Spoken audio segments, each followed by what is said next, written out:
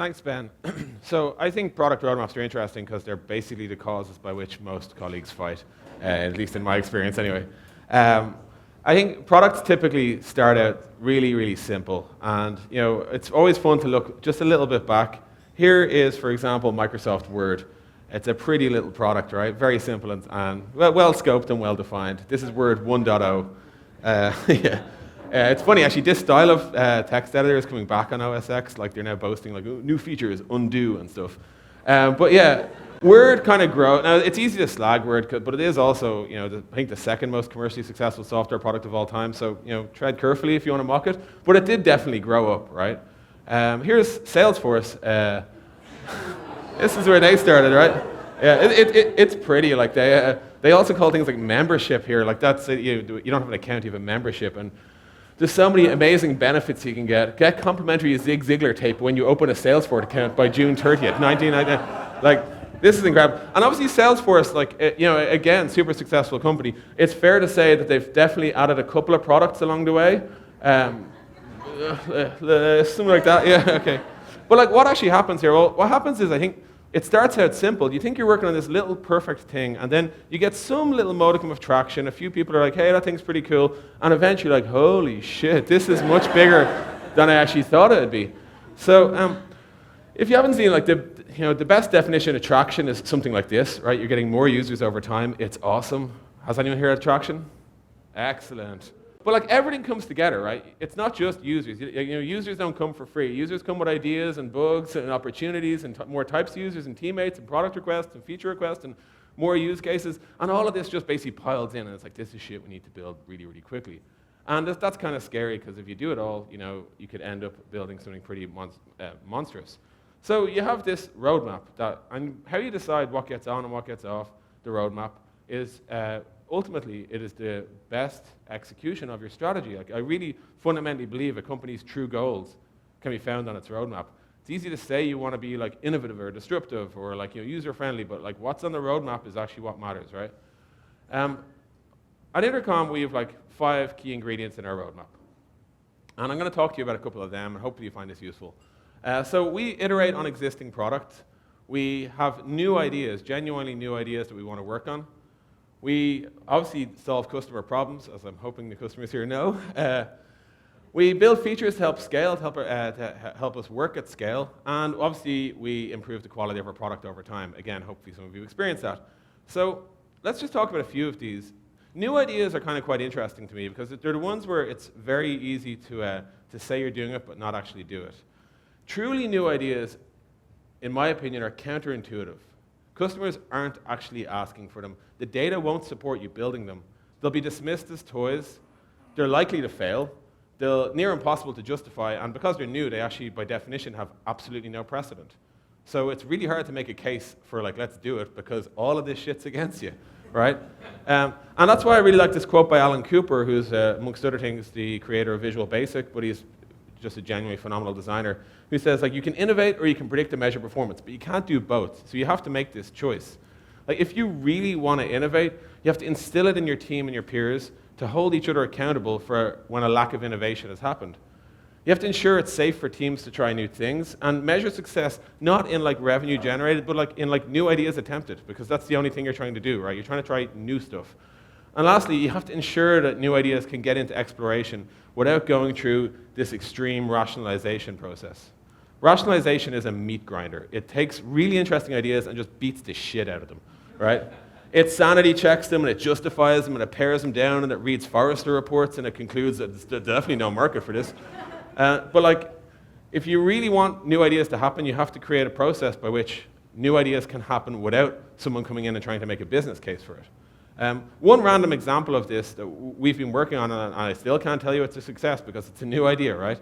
Is some of you might know the Intercom Messenger. If you don't, it's this thing here on the right. It's basically how you talk to your customers if you're an Intercom customer, or how your customers talk to you if you were an Intercom customer. And we could do all sorts of fun things here, like attachments, like stickers, like emoji, like plain text, like links, all that sort of stuff. And one of our engineers once thought, like, well, wouldn't it be fun if instead of just all this text, we actually put in video replies? And this is him thinking, wouldn't it be cool? And of course, If he had talked to me, I would have said, that's a terrible idea. I'll give you the business cases against it. The support team will not use it because it's slower than typing. They all work together. It's because we're really noisy. I'm pretty sure if you want to exchange data and hyperlinks and stuff like that, it's no easy way to do it. You can't speak it out. That would sound stupid. So thankfully, it wasn't run by me or he didn't talk to me for sure. So the way you record these things, by the way, just I have to explain this to explain the next clip, is you hold in a spacebar to record a reply. And here is, I believe, the world's first spacebar selfie dance from one of our customers who's testing out the feature. And here are video replies that are happening all around. This is like truly a new way that like businesses and customers are communicating. And you know we're onto something because we've got Dart fucking Mall using it, right? It's like always a good sign. But like I say all that just as, like, you know, it's a good question to ask, like, is like, what ideas did you have that you rationalized to death? And it's always worth thinking about that in the product team. Are we being too rational here? Should we not actually try it because we think it's genuinely new? Another key ingredient is product iterations. So in Intercom, we're big advocates of the cupcake principle. We wrote about it on our blog post. It's actually an idea from Brandon Scherer from Adaptive Path. But put simply, the cupcake principle states if you're going to, say, make a wedding cake and you're going to get married in a few months' time, you have a few different ways you could go about it. One of them will be you spend a whole lot of time working on a cake base.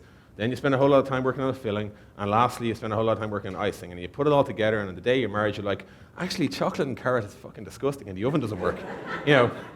So, like, the idea being, you know, you basically find out right before it matters that it turns out it's a bad idea. An alternative way to do this would be, well, let's make a cupcake and see what happens here, right? And maybe when you're making the cupcake, you're like, shit, the oven doesn't work, we should fix that. Or like, chocolate and carrot isn't actually a smart idea. You know, but you'll piece it together over time, right? And then you can scale it up to a cake and you scale it up. And that's how we think about this. And in fact, every feature in Intercom kind of has its own roadmap for that exact reason, which is you ship it, you get feedback, you plan the next version, you ship it, you get feedback. And because every time you add to the scope of your product, you need to do this. It's the only way that each feature will get better. So a quick example of this in Intercom, some of you might know the Inbox Insights feature. It basically gives you data on how your support team are doing with supporting their customers, what your response time is, what your volume is. And Michelle here is the product manager of our support product, and she's asking for feedback on this, because right after we shipped it, we had users. And what do? We want to talk to them. We want to learn things like, what are you trying to understand here? What could make these better? And of course, lo and behold, if you ask customers who are using a product, as they're using it, what's going on here, how can we help it better, you will get feedback. You will get lots of feedback. And that will flow straight on. All of this builds into V2. And the key idea here for me is that you know, it's a mistake to throw things over a wall and forget about them. Always plan on the future iterations. Every feature has its own roadmap. The question here is, like, what features did you ship and then never revisit? A third thing we work on a lot is customer problems. So this one's kind of a personal thing to me, because you're all familiar with the Henry Ford quote, as represented by these two characters here. I'd like a faster horse. And they're like, sure thing, here's a horse, done, next problem. Oh gosh, aren't we a great product team? And like, that's not what you want to do when you're trying to solve customer problems. And this is kind of a trite example, but like the actual real example here is like, feature request, I'd like a faster horse. Oh, what the dog here is saying is, so speed's an important attribute. What else do you care about? And he'll say, well, speed's a big one, reliability matters, stamina too, could travel over long distances, ideally a horse that I could ride and not get soaked if it's raining, all these sort of criteria. And you're like, okay, and that, you can see how that kind of forms you a mental model of what the actual job is that they're trying to do. One really good example of this was an exchange I had recently. I basically stated that a Google Calendar to Slack HQ integration would be great. It would tell you if someone's in a meeting or not.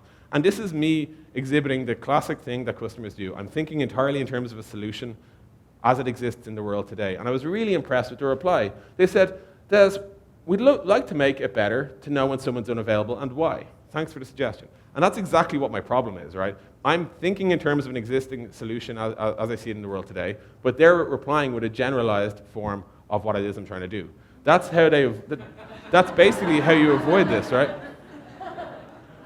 But like, customer feedback is tricky to parse. Like, customers have expertise in their problem, but they speak only in terms of like preconceived solutions.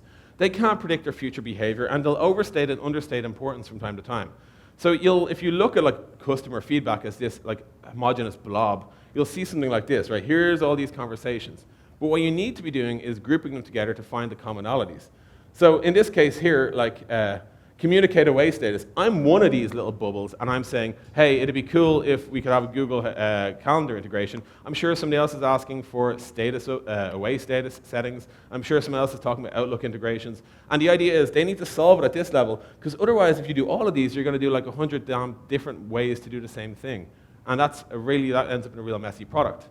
So another good question to ask yourself is, like, what features did you ship without really considering the problem?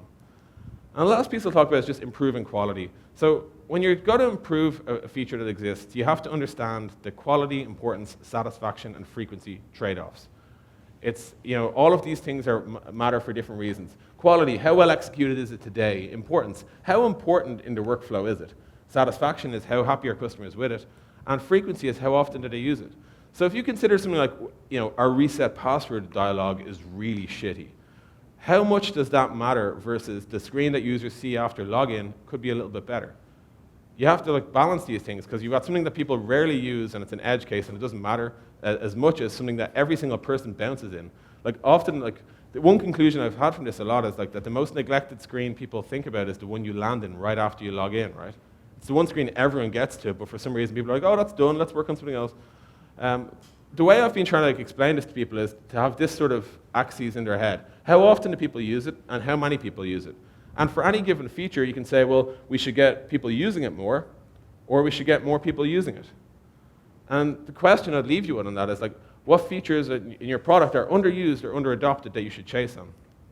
So your roadmap, our roadmap is those 5 things. I would bet yours won't be too dissimilar. However, what is distinct, in my opinion, is the actual formula, right? Your roadmap formula changes over time.